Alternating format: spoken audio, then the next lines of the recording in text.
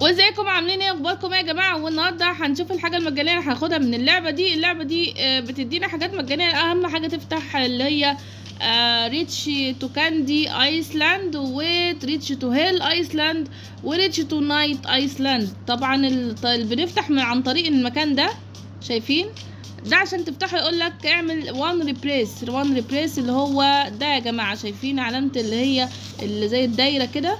هي دي. بيقول لك لازم تجيب 10 كي عشان تجيبها. طبعا احنا بنقعد نسابق حاجه زي كده. طبعا انا بطيئه لان انا لسه جديده. شايفين؟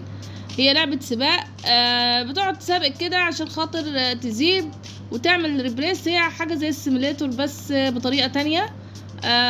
السباق الطريقه دي وتفتح اماكن. هي انت الطلبات انك تفتح اماكن، تمام؟